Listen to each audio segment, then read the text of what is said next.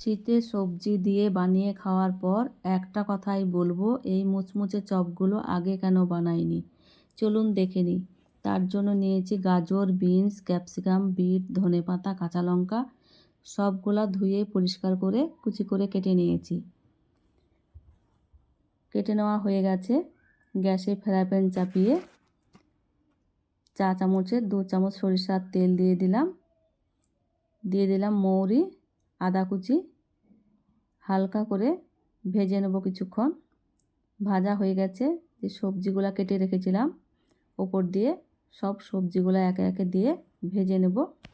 হালকা করে সবগুলো দিয়ে নিচ্ছি একে একে। প্রথম থেকে শেষ পর্যন্ত দেখার অনুরোধ রইল। ভিডিওটি যদি ভালো লেগে থাকে তাহলে একটি লাইক দিয়ে দিবেন। ওপর দিয়ে লবণ, হলুদ গুঁড়ো, লঙ্কা গুঁড়ো, জিরের গুঁড়ো সব কিছু একসঙ্গে মিক্স করে নেব। ভালোভাবে মিক্স করা হয়ে গেছে। ওপর দিয়ে চায়ের কাপের হাফ কাপ জল দিয়ে 2 মিনিট মতো ঢেকে রাখব। এইভাবে নেড়ে নেব। ভিডিওটি যদি ভালো লেগে থাকে তাহলে একটি লাইক দিয়ে দিবেন। পরবর্তী ভিডিওটি দেখার জন্য সাবস্ক্রাইব করে বেল আইকন প্রেস করে রাখবেন।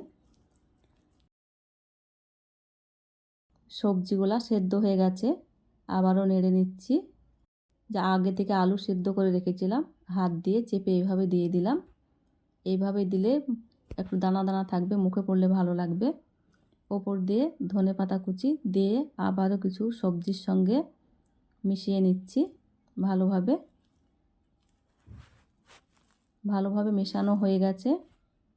ওপর দিয়ে বাদাম কুচি আর কিশমিশ ওপর দিয়ে দিলাম। আবারও 1 মিনিট নেড়ে নিচ্ছি। আমার ভালোভাবে নেড়ে নেওয়া হয়ে গেছে। এবার নামিয়ে নিচ্ছি। একটা থালায় ঢেলে ঠান্ডা করে নেব। এইভাবে আমার ঠান্ডা হয়ে গেছে। একটু লবণটা চেক করে নিলাম। ঠান্ডা হয়ে গেছে। ওপর দিয়ে 3 চামচ মতন ব্রেড ক্রাম্ব দিয়ে দিলাম। সবজির সঙ্গে ভালোভাবে মিশিয়ে নিয়েছি। এবার অল্প অল্প করে নিয়ে গোল করে চপের শেপ দিয়ে দেব।